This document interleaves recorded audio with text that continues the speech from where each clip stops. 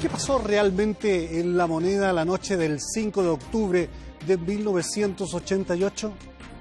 ¿Cuál era el plan de la concertación de los partidos por la democracia si no se reconocía el triunfo del no? A 25 años del histórico plebiscito que terminó con la dictadura militar, el siguiente reportaje de Claudio Farín. Esto es Informe Especial. 5 de octubre, la historia no contada.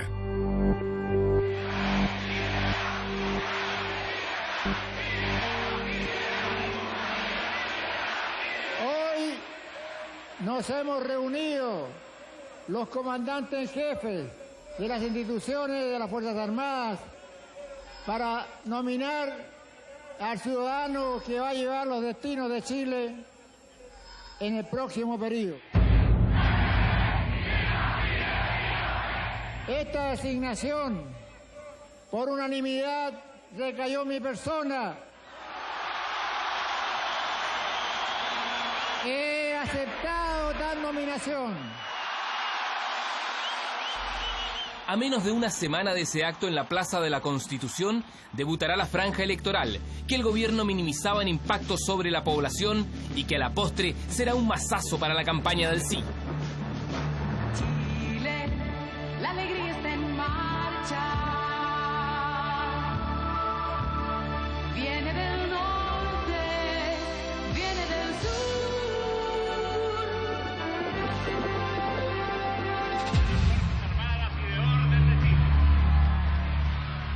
El general está a menos de un mes de su derrota en su penúltima cuenta pública al país. Y ahora, señoras y señores, queda con ustedes el presidente de la República, Augusto Pinochet Ugarte. General Augusto Pinochet Ugarte. Los ciudadanos, muchas gracias por haber concurrido acá. Es un mejor estímulo que recibo en estos momentos antes de entregar la cuenta al país. Muchas gracias.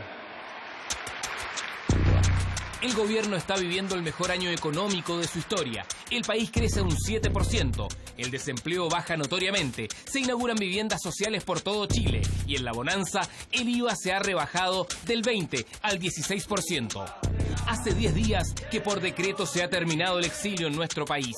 Un mes antes del plebiscito que también terminará con la dictadura. El gobierno dispuso a contar de hoy el término del exilio. El anuncio fue hecho por el presidente de la República aquí en el Palacio de la Moneda. Vuelvo hermoso, vuelvo bien, vuelvo con mi esperadura, vuelvo con mis armaduras, con mi espada, mi desvelo, mi tajante desconsuelo, mi presagio, mi dulzura, vuelvo con mi amor espeso, vuelvo en alma y vuelvo en hueso, a encontrar la patria pura al fin del último beso. Los chilenos van venciendo el miedo a la inscripción electoral en la misma medida que los partidos políticos van quedando inscritos oficialmente ese histórico año. Renovación Nacional en febrero, la Democracia Cristiana y el PPD en mayo, la UDI en octubre. 22.000 mesas dispuestas para recibir a 7.435.913 chilenos. La noche previa al plebiscito, un apagón generalizado siembra las dudas de un proceso que comienza con la vigilia de 12,5 millones de chilenos.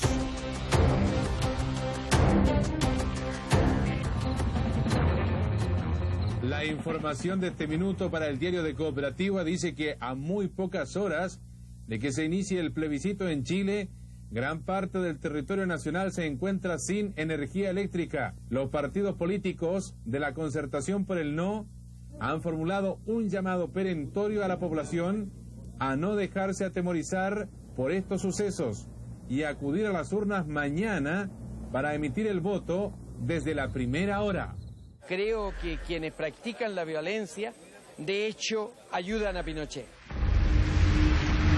Los líderes opositores pasarán toda la jornada llamando a la calma y a la participación cívica. El gobierno apostando a la polarización de un escenario maniqueísta que al final del día no prosperará.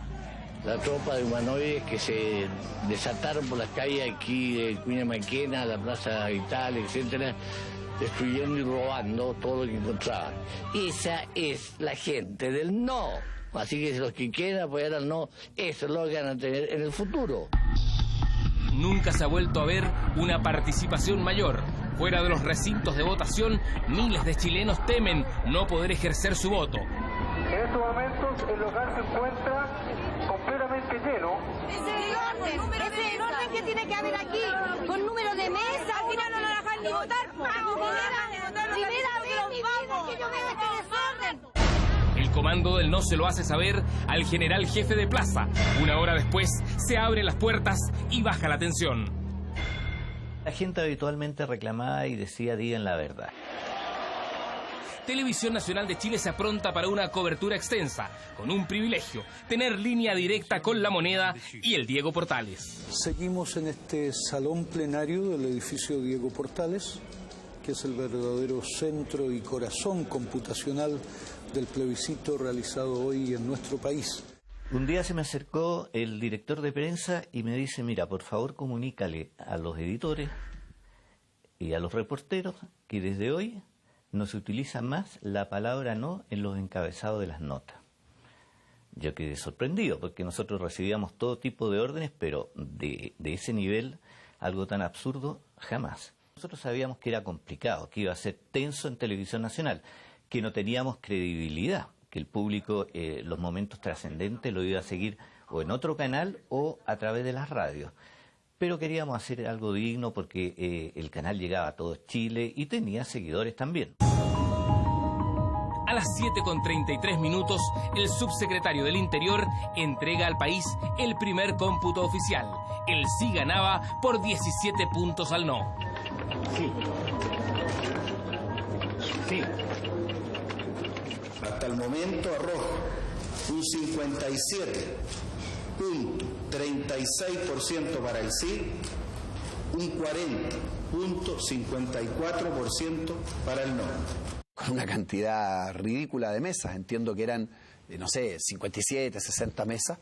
Eso a mí ya me provocó una enorme preocupación, porque nosotros no teníamos un sistema de cómputos montado completo. La espera en el Diego Portales es tensa. 1.200 periodistas, entre corresponsales extranjeros y nacionales, esperan más información del ministerio. El primer cómputo ha sido sobre una escuálida porción de mesas. A media cuadra, a no más de 100 metros, la desesperación reinaba en el comando del no. Ahora que pasa es mejor para nosotros. Ahora que pasa. El momento de preocupación no parte con lo de Cardemil, que uno podría llegar y decir era ridículo. Eran las 8 de la noche, eran 70 mesas. La verdad es que nosotros teníamos muchísimo más. Entonces uno dice, bueno, pero lo curioso fue que en ese momento se van a desarrollar un conjunto de cosas muy preocupantes. Nosotros estamos a la espera de la información que llegue desde el edificio Diego Portales y a la información que llegue desde cualquier punto del país en donde ella se produzca. No queremos que usted deje de saber los cómputos oficiales cuando ellos se produzcan. Pero mientras ello no ocurra, queremos ofrecerles a continuación una serial que es una de las más afamadas. Televisión Nacional decide entonces exhibir películas ante la carencia de información oficial del gobierno. Este hecho gatilla la reacción de los líderes opositores que ya no pueden contener su nerviosismo. Y ahí entonces llamo a, como decía, a Genaro Arregada. Le digo, Genaro, tenemos que dar los cómputos. Entonces él me dice, no puedo porque nos comprometimos que íbamos a dar cómputos cuando tengamos el 10% escrutado. Y ahí se produjo una discusión un poquito intensa. Entonces al final me dijo, tengo que pedirle autorización a Elwin. Elwin estaba yendo a unos estudios de televisión. Yo voy a dar los informes que yo tengo. Tú no puedes, me dijo, porque el acuerdo es uno solo. Sí, pero es que si tú no los das, yo no puedo arriesgarme que los chilenos y el mundo piense que va ganando el sí. Porque eso no es cierto. El no ya ganó. Y estando en la carretera oyes un pip-pip. La televisión empezó a transmitir monitos animados. Nosotros en ese momento decidimos dar a conocer nuestro primer cómputo. fue exacto. Y sobre una suma que debió haber bordeado los 200.000 votos. Lo curioso fue que salvo 4 o 5 radios, entre las cuales estaba la Cooperativa, la Chilena, la Radio Carrera, la Radio Nuevo Mundo, la Radio Santiago, nadie nos recogió. Y la televisión simplemente ignoró la conferencia de prensa. Región de Antofagasta, mesa solo de varones. Hasta mediodía todo había sido perfecto, despachos de distintos lugares, el canal no había hecho cuestión respecto de los entrevistados en directo, se había abierto de que se podía entrevistar a personeros de oposición, pero después de los primeros despachos de cómputos comenzaron los problemas. Al principio ganaba el sí según el comando del sí, y eso generó optimismo y cierta alegría en ciertos ejecutivos de Televisión Nacional. Pero a los pocos minutos, los otros medios y también nosotros empezamos a informar que el no alcanzaba al sí y que el no empezaba a ganar. En las calles, la falta de datos e información y los rumores comienzan a complicar la labor del comandante de la guarnición militar de Santiago.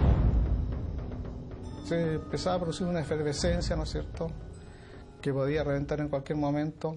Y entonces yo tenía previsto ya tener carabineros en la calle y no quería emplear tropas. Carabineros está entrenado, está preparado para enfrentarse a disturbios. La tropa está entrenada para atacar. Entonces es muy diferente el reaccionar de un carabinero, ¿no es cierto?, que tiene medio, escudo, gases lacrimógenos, a la que tiene un militar que está acostumbrado, está entrenado para combatir. Ante un pedazo, pegó un balazo. Bueno, yo esperaba que se hicieran los comunicados como estaban previstos, se fueron atrasando, pasando las 9, las 10, las 11, hasta las 12 de la noche que dieron el comunicado. ¿A usted se le complicaba la cosa? Se me complicaba. ¿Por qué? Porque la gente a lo mejor estaba pensando, ¿no es cierto?, que le estaban desconociendo el triunfo del no.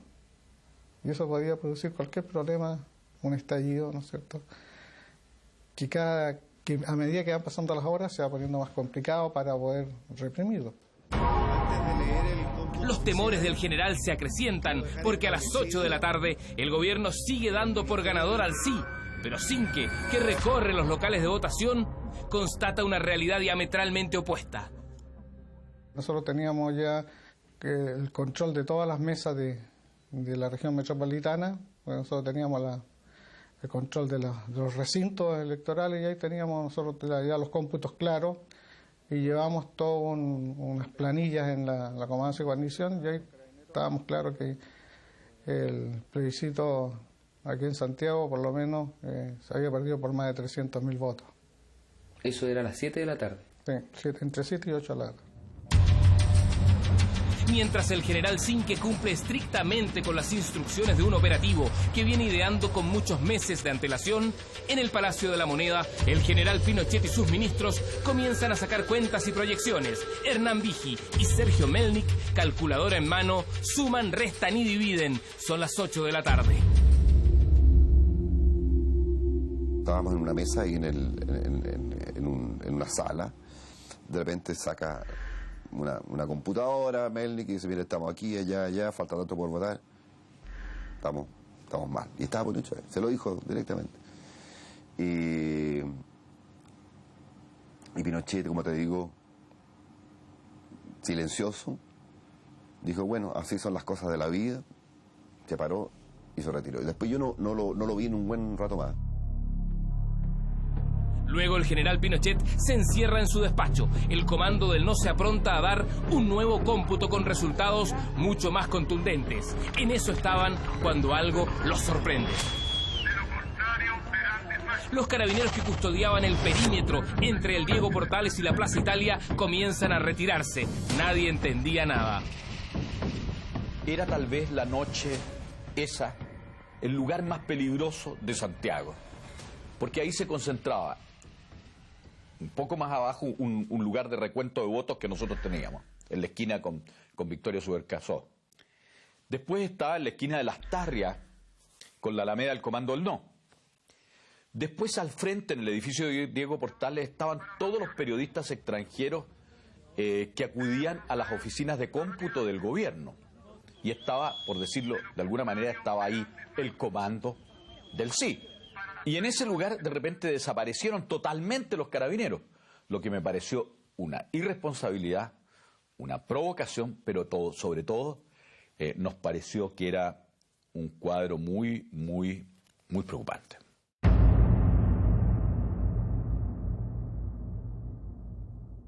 Eso que dice la señora Ricardo, eso no es cierto. Aquí no se ha retirado, no hubo ninguna orden de retirar los medios. Ahora, si hubo reducción, tuvo las cosas dentro del plan porque la gente se fue a sus casas, se fue retirando y se fue reduciendo las dotaciones pensando en el día siguiente. Estoy seguro que no dice la verdad, porque yo es lo que vi. Porque a mí me tocaba salir desde el comando del no a la oficina de prensa nuestra, sin ninguna guardia, solo en la noche con un par de gente joven que me acompañaba. Y porque cuando sacábamos a Patricio Elwin o a Ricardo Lagos a dar las conferencias de prensa al frente, teníamos que meterlos en un auto frente al comando en la calle Lastarria y llevarlos contra el tránsito hasta el lugar. Habíamos recibido una información que se habían robado 6 buses idénticos a lo que las fuerzas especiales de Carabineros usaban, que eran unos buses Mercedes-Benz. Y esta información que la recibimos de alguien de Carabineros, ironías de la vida, el capitán de Carabineros que me tenía preso, junto con otros presos, con motivo del atentado Pinochet. Y él pidió hablar conmigo, en fin, hicimos un contacto muy reservado, en vista de lo cual decidimos con Elwin ir a hablar e informarle a los miembros de la Junta, Fernando Matei y el general Estanque. Y cuando le informamos de esto, Estanque nos dijo: señores, ustedes están equivocados. No son 6 los buses robados, son 14. Y por eso cuando alrededor de las 10 de la noche hubo movimientos extraños, pensamos que era eso. El dinero de alguna manera también hay relevos, tiene que ir a comer, a almorzar, eso se puede tomar como, pero las fuerzas se mantuvieron. Era absurdo que la fuerza de seguridad hubiera salido, ya fuera por un relevo, que es una demostración de ineficacia y de irresponsabilidad, y mucho más la respuesta cínica de que estaban en colación. La verdad es que dejaron de estar, no había una sola guardia. Días antes, los dirigentes socialistas recibieron un rumor que pintaba para certeza. Una historia homosexual dentro de un regimiento daba cuenta de un operativo en marcha. El soldado que hacía su servicio militar era hijo de un dirigente del partido. El teniente se había enamorado de él y se habían hecho pareja. Y entonces, a través de este muchacho, tuvimos la información. Se referían básicamente a la instalación de un dispositivo militar en que estaba involucrado ni más ni menos que el entonces coronel José Sara, jefe de las Fuerzas Especiales, que había amenazado con los Corvos, y que estaba instalado este dispositivo básicamente en la zona oriente de Santiago, en la escuela militar, en el comando de telecomunicaciones y en otras instalaciones. Yo fui a hablar con Clodomiro Almeida, que está preso en Capuchino, y le conté toda esta historia. Él me dijo: mire, hombre, hay que hablar con alguien de la derecha. Bueno, le dije yo no conozco a nadie, pero ¿cómo no va a conocer a nadie? Y entonces yo me acordé. Andrés, soy Camilo Escalona, ¿te acuerdas de mí? Obviamente que le dije yo, pues sí, ¿cómo no me voy a acordar de ti? Y él me dice una frase que hasta el día de hoy jamás se me ha olvidado. Andrés, sí, me dice: oye, habla Camilo Escalona. Hola, me dice, ¿qué fue tu vida? ¿Sobreviví? Hasta ahora. Sobreviví. Fue verdaderamente muy impactante. Bueno, es que nosotros sabemos de que se pretende desconocer el resultado del 5 de octubre. Sí, me dice: te invita para hablarlo por teléfono. Están preparando un dispositivo de las tropas especiales para intervenir, incluso camuflados en buses que van a hacer aparecer como que son de Carabineros. ¿Qué es lo que va a hacer Renovación Nacional? Y yo le dije: Camilo, quédate tranquilo, nosotros jamás vamos a aceptar que se desconozca el veredicto popular.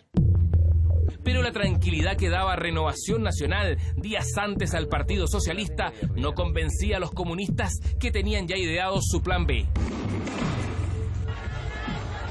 Era encabezar protestas para impedir que se consumara ese fraude. Nosotros estábamos convencidos que la dictadura no iba bajo ningún punto de vista a reconocer el triunfo del no.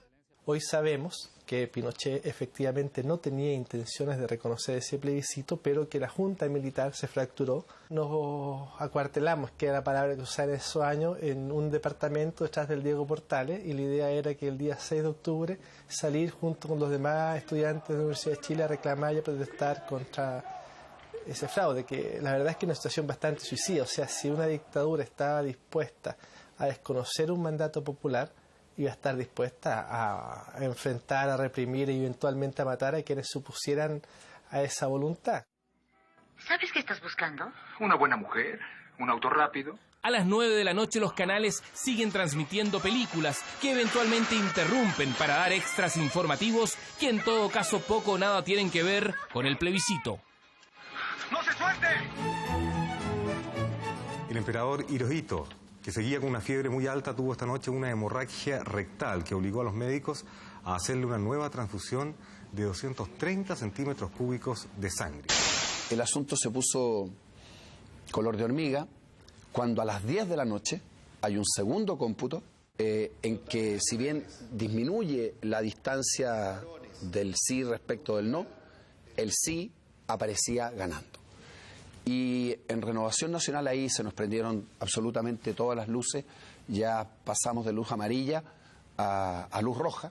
Hemos completado 18 horas en el aire. Más o menos a esa hora, las vías de comunicación entre el Palacio de la Moneda y los canales de televisión se interrumpen. Yo sospeché que la cosa venía mal, porque había 3 centrales o 3 terminales de computación. Uno en La Moneda, otro en el Diego Portales y otro en Televisión Nacional, que yo tenía autorización de poner al aire. Pero como a las 8:15, me cortan la señal. Fue el primer alerta de que estaba ganando el no. Pero nosotros teníamos cámaras puestas en La Moneda, básicamente en el Ministerio del Interior, y en el Diego Portales, y en la casa del no, en la casa del sí.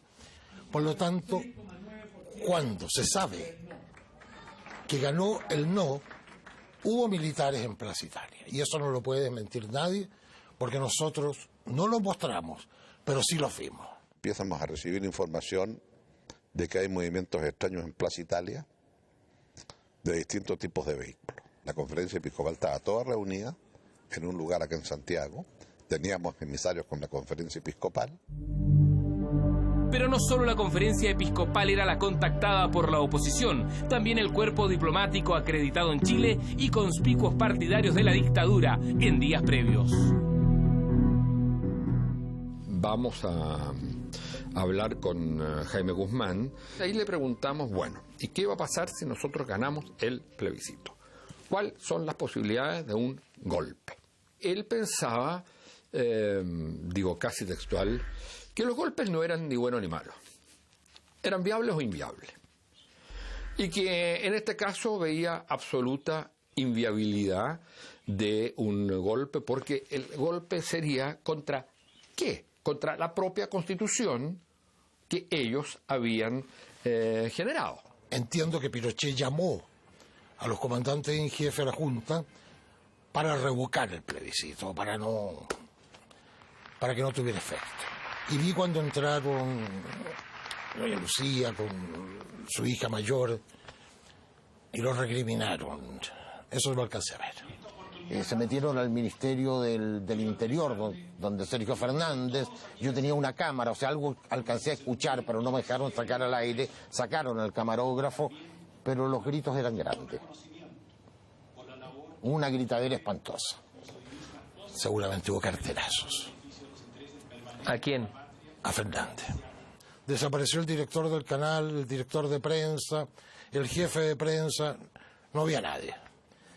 Entonces tuvimos que seguir nosotros, como producción, improvisando y utilizando algunas cosas que no habían sido emitidas y que habíamos preparado para antes del momento que la responsabilidad la asumiera prensa. Vamos ahora a la Casa Regional del CIA, aquí en Santiago, y está Jorge Abuatba. Adelante, Jorge. Gracias, Darío. Buenas noches. Cuando son ya pasadas la medianoche, exactamente las 0 horas con 10 minutos, va a dar a conocer nuevos cómputos reunidos por su entidad. La casa del sí cerró, la del no también, se fueron todos al edificio Diego Portales a esperar los cómputos no los daban nunca y no teníamos a quién poner. Me acuerdo que estaba transmitiendo por horas, ya Juan Guillermo Vivados, tenía que entrar César Antonio Santi, no entraba nunca, finalmente no entró, estando en el canal, y esto era un caos. Trabajando para usted en este día 5 de octubre de 1988. Lo mandé a buscar varias veces. Y vine a prensa, no había nadie en prensa. El director ejecutivo, que era un coronel de ejército, Carlos Krum, decide tomar el control de la transmisión. Y ahí nosotros en prensa perdimos absolutamente el poder de decisión. Subió a la sala de dirección, toma el control y dice: ahora vamos a ir al comando del sí. El periodista que está allá le informa que no hay nuevas informaciones, que tenía el cómputo anterior. Le exige volver a repetirlo. Y a continuación restringe hacer despachos desde los lugares de votación donde se estaban ya leyendo los cómputos en voz alta, y a los pocos minutos pide que de nuevo se vaya al comando del sí, donde tampoco había más información. Y producto de eso, nosotros los que estábamos dirigiendo esto nos dimos cuenta que la cosa se venía muy difícil y optamos por retirarnos silenciosamente y dejamos al coronel Krum absolutamente que haga lo que él estime conveniente, porque él era un hombre muy enérgico y ejercía autoridad militar en el canal. Televisión Nacional a esa hora poco o nada tenía que hacer. Se debatía entre seguir rellenando o cortar las transmisiones. Caminando hacia el estudio dije: ¿por qué no cierro la transmisión? Y nos vamos todos. Yo ya me había ido del canal, además. Y entendí que Televisión Nacional de Chile llegaba a todo el país y la gente tenía derecho a conocer el cómputo final. Por señal interna se siguen recibiendo imágenes de lo que está ocurriendo en el Palacio, pero nada se puede transmitir. En la escuela militar el general Ballerino, con 5.000 hombres acuartelados, encabeza la agrupación de militares más grande que se recuerda en la historia. 2 batallones blindados, estaban todos los vehículos de MOWAT de personal, estaba la escuela de infantería completa, la escuela de paracaidistas completa, la escuela de comandos completa, batallón de la escuela de infantería. Claro, pues sí, es la agrupación más grande que se ha formado en Chile. Y la misión que yo recibí fue impedir que no se pudieran efectuar el plebiscito del sí y el no. Y por lo tanto, toda otra versión es absolutamente falsa. El general Ballerino hace el alcance porque, según versiones del comando del no, en la desesperación de su derrota, el oficialismo comienza a idear un autogolpe. Algunos ministros estarían detrás de la idea. Claro, que me decían que yo ya había llamado a Lucho Cordero, y Lucho Cordero para sacar a la huesta del sí, entonces la huesta del sí se unían con la huesta del no y chocaban y había estado sitios. Yo digo, eso es impensable, yo nunca llamé a Lucho Cordero y además Lucho Cordero no sé qué es lo que habría podido haber hecho. Nosotros, yo la verdad es que teníamos un movimiento poblacional muy fuerte, había una adhesión muy fuerte, pero estuvo muy lejos de que yo hubiera llamado a esas cuestiones. Realmente me llega a dar risa, o sea, es mentira, no es verdad. El gobierno se paraliza y hay un periodo de 4 o 5 horas en que se detienen los cómputos, los dirigentes están todos encerrados, conversando qué hacer, peleados entre ellos, y de repente alguien gana. Yo creo que el general Pinochet, como comandante en jefe del ejército, debe haber estado tranquilo con que sus tropas estaban acuarteladas, que el número eran lo suficiente como para poder enfrentar cualquier intento, ¿no es cierto?, de subvertir el orden público. Teníamos un plan de emergencia que era muy precario. Era que no durmieran en su casa ese día, que tuvieran un lugar donde ir a refugiarse ante una eventualidad, como el desconocimiento del resultado, que iba a ser unas circunstancias terribles, de estar en condiciones de concurrir a una casa que no fuera su casa habitual, para que no se produjera nuevamente una estampida, digamos, un desorden, un caos como el que se generó en las fuerzas populares y democráticas el aciago 11 de septiembre del año 73. ¿El asilo era una alternativa? Yo creo que había personas que lo pensaban. No descarta la posibilidad que pueden haber existido algunos escenarios post-plebiscito que pueden haberse estudiado a nivel no político. El sector civil del gobierno no tenía conocimiento. Y yo te diría que al final del día el sector civil de gobierno, al momento de que hubiera existido claramente una posibilidad de esa naturaleza, no habría estado en el gobierno. A esa hora la desesperación y la incredulidad comienzan a cundir también en el oficialismo. Renovación Nacional se contacta con el Ministerio del Interior. Del otro lado de la línea, la respuesta es temeraria e insólita. Carlos Goñi anuncia un nuevo cómputo más consolidado, pero a favor de Pinochet. Son más de las 11 de la noche. Entonces él me dice: Andrés, quédate tranquilo, en pocos minutos más va a hablar Alberto Cardemil, porque nosotros tenemos un cómputo en que con 1 millón de votos gana el sí. Yo le dije: mira, eso es una locura, lo que ustedes están haciendo es una irresponsabilidad, y te advierto que nosotros no lo vamos a aceptar. Si ustedes hacen eso, nosotros vamos a hacer ver que se está falseando el resultado del plebiscito. A esa misma hora, en la Concertación, se vivía otro conflicto. El triunfo era certero, pero ¿cómo se evidenciaba? Que lo que decía, bueno, si ganamos, salimos a las calles para defender la victoria. El problema era que si se quería defender la victoria, eso iba a ser usado como pretexto para un baño de sangre y una represión. Ya lo estaba anunciando Pinochet cuando decía que había por ahí enmascarados armados. Entonces, la idea fundamental es, se gana y se celebra en las casas.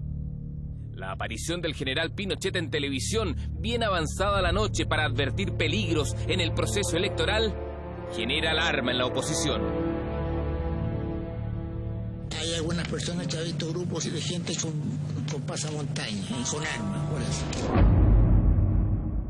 ¿Nunca usted supo de que en las calles hubiese elementos con pasamontañas? No. Puede que esa información se la haya dado la CNI, pero yo no la tuve en mi cuartel general. La desesperación comienza a exteriorizarse. El temido no reconocimiento del triunfo opositor parece estar en marcha. Comienzan frenéticos llamados telefónicos. Camilo escalona a Andrés Alaman, Alaman a Sergio Nofre Jarpa, Jarpa a Cardemil, que tranquiliza a su viejo amigo. Oiga, me dice Alberto, ¿no habrá nadie pensando en hacer alguna hueá ahí? Eso me dio risa, me. Entonces le dije: mire, don Sergio, usted me conoce y sabe que no me presto para hueá. Los llamados se multiplican. Ahora es la dirigente de Renovación Nacional, Evelyn Matei, quien da las garantías. Ha hablado con su padre y le confirma que desactivará cualquier intento de manipular los resultados. Nadie los convoca a la moneda.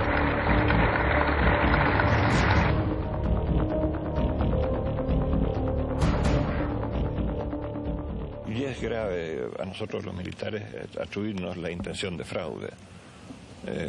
Realmente nosotros hemos jurado solemnemente cumplir y respetar, y hemos cumplido, tal como decía, cada uno de los pasos. Nosotros teníamos una idea de finales abiertos para esa jornada. El atraso de los propios datos que se generaban en el Ministerio del Interior fueron simplemente una manipulación de el tiempo por parte del subsecretario del Interior. Se podía desarrollar una situación de desobediencia civil donde el propio gobierno quedaba sin itinerario y tenía que dar un golpe sobre la base de un fraude electoral, un nuevo golpe dentro de las Fuerzas Armadas, como fue el descabezamiento cuando modificaron el Estado Mayor de la Fuerza Aérea y además como fue antes con los asesinatos de Bonilla y el general Lutz. El presidente el plebiscito lo perdió, se sentó. Le voy a pedir que espere a una reunión de la Junta, porque mis electores son los comandantes en jefe. Esperé tensamente, tenía el chofer con el auto de un auto Chevrolet Café que tenía andando, y yo con la carpeta debajo del brazo, esperando en la Puerta de la Moneda que terminara esa reunión de los comandantes en jefe. Estaba preocupado, porque a mí me habría gustado que todo este proceso hubiera sido mucho antes, obviamente. Pero las cosas son como son, no como uno quiere que sea. En el Palacio de la Moneda, Ricardo Coya nos espera y esta es su información. Gracias, Darío. Para señalar de que hace algunos minutos ingresaron a la sede del gobierno los integrantes de la Junta de Gobierno.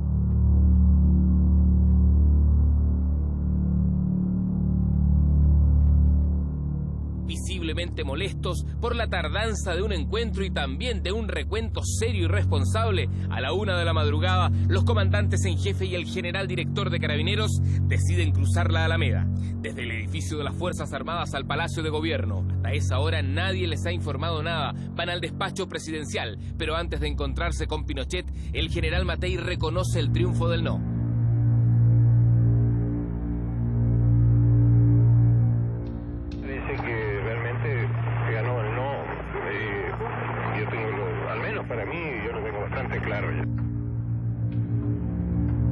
Fue como sacarle una espoleta a la bomba, dirá tiempo después. Pinochet sorprenderá a la Junta con la petición de poderes amplios para enfrentar el difícil cuadro de la derrota. El gobierno está a punto de quebrarse. Fue una entrevista sumamente áspera y al final entonces dijo el general textualmente: muy bien, entonces firmemos el acta. Y el almirante preguntó: ¿qué acta?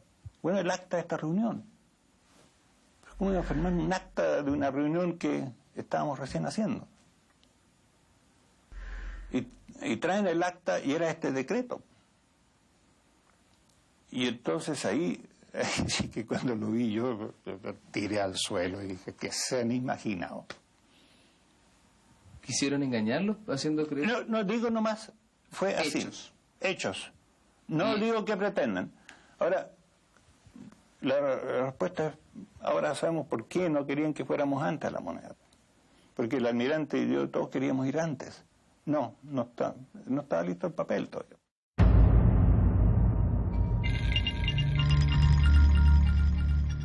El papel al que se refiere Matei se lo pasa el ministro Fernández a Pinochet. Es un decreto que le otorga amplias facultades, tan amplias como para desconocer los escrutinios. ¿Empieza a sospechar Matei?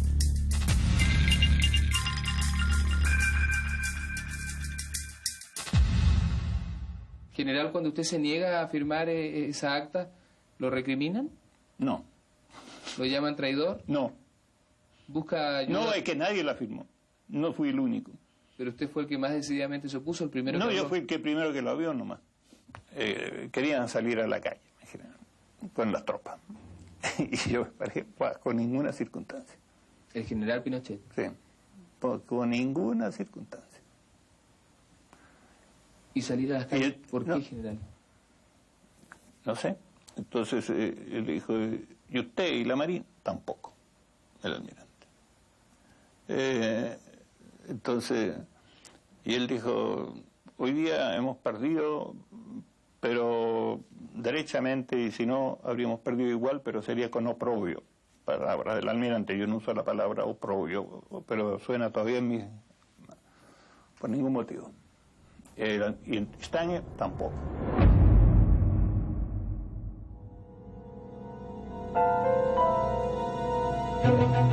El almirante Merino, compañero de Pinochet desde la infancia en los Padres Franceses. El único que lo acompaña en la Junta de Gobierno desde el golpe del 73. El que de hecho le dio el ultimátum para que se sumara al derrocamiento de Allende. El único que lo tutea. Decide en esa noche de angustia contenerlo en vez de apoyarlo. A las 11 de la mañana llegó el almirante en retiro José Toribio Merino, con quien sostuvo un informal y festivo diálogo. Pura vitamina. Vitamina C.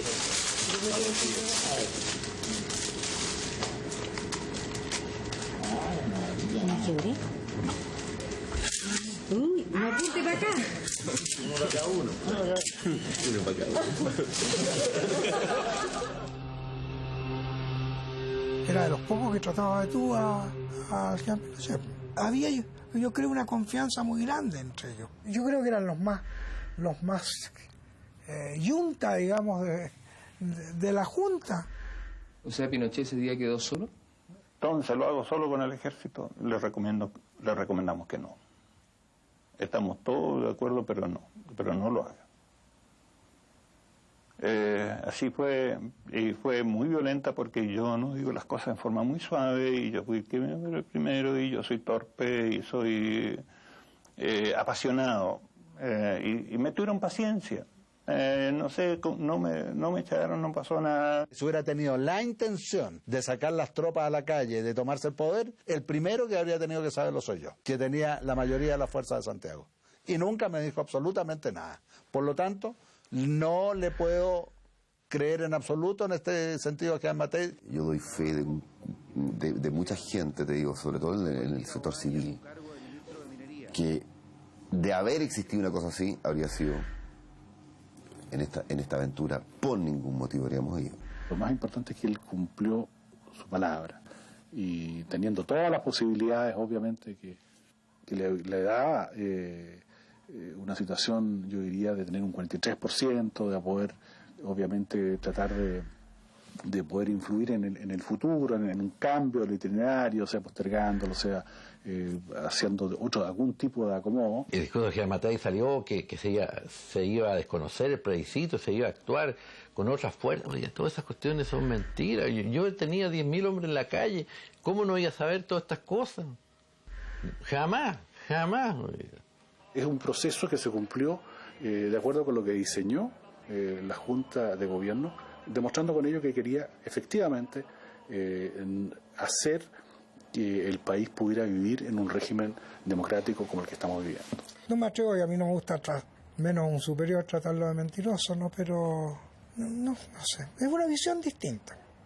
No es que yo esté sorprendido con esta versión que tiene el señor Jean Matei del tema, porque sería hacerme el leso sin que le dijera que no la he escuchado nunca. Hicieron lo propio el ministro secretario general de la Presidencia, brigadier general Sergio Valenzuela.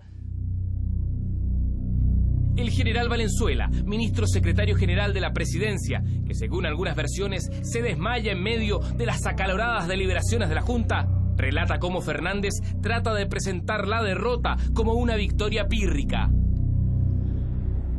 El ministro Sergio Fernández trató de partir un poco diciendo una cosa que no es mentira, que si bien es cierto, no es menos cierto que después de 12 años tener un resultado de esa naturaleza era espectacular.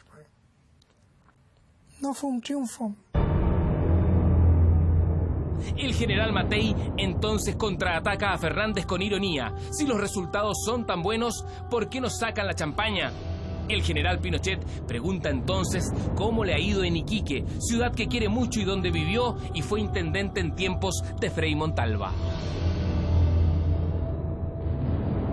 Como que se le cae un poco la cara diciendo que ingrato a este pueblo, ¿no es cierto? ¿Qué había pasado en Iquique? También alguien miró las estadísticas, primera región, se perdió. Malagradecido el país. Subí N veces arriba a sus dependencias, ¿no es cierto? Lo vi tranquilo, no le digo que lo vi feliz, ni mucho menos apanucado de haber estado, ¿no es cierto? Pero en ningún momento, no sé, pues, preparando alguna cosa. Pinochet abandona la Junta cerca de 1:15 de la madrugada. 20 minutos más tarde, Cardemil entregará el último cómputo. El comando del no puede irse a dormir tranquilo. Sobre un total de 15.960 mesas ya escrutadas, lo que da una tendencia nacional de un 44.34% para el sí y un 53.31% para el no. Esa ha sido la información, el tercer escrutinio que ha entregado el subsecretario del Interior, Alberto Cardemil. Vamos a repetir. De repente sentí yo un estampido, un estruendo, y me sorprendí y miré porque no veía a nadie ahí que decía nada. Bueno, era el equipo de la concertación, la gente de la concertación, que funcionaba ahí mismo, cerca del Diego Portales. más que un crimen político, habría sido una estupidez política sin nombre. Era una especie de golpe, de segundo golpe, de autogolpe, que no habría durado un minuto, porque toda la repulsa internacional y nacional habría sido gigantesca.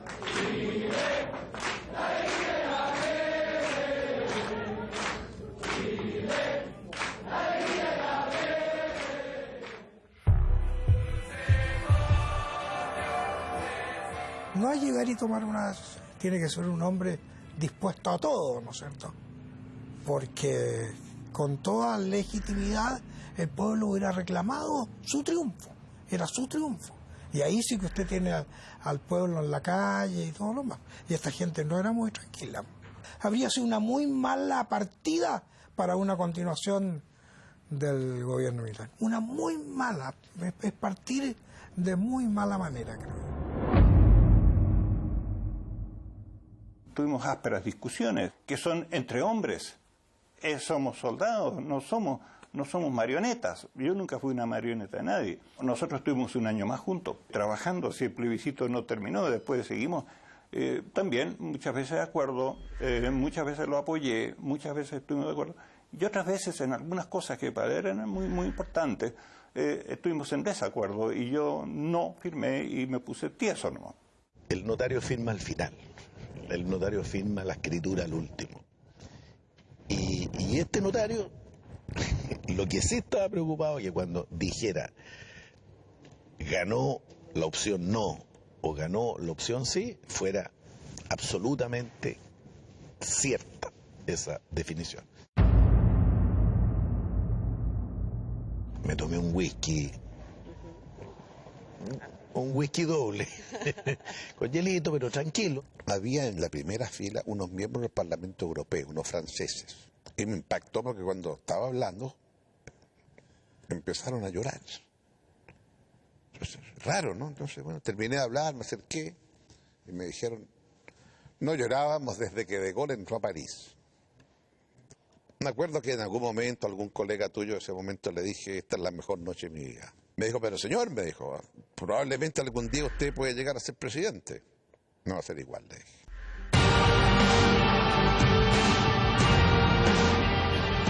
$18 millones había gastado el gobierno en la campaña del sí, en ese que fue el mejor año de toda la dictadura en términos macroeconómicos. Habían demorado 7 horas desde que tuvieron la certeza de su derrota en reconocerla. Los contenidos festejos del no saldrían 2 días después a la calle. Pinochet caía derrotado en su propio itinerario constitucional. Comenzaba la cuenta regresiva para la dictadura. En 1 año y 5 meses más, Chile volvería a la democracia.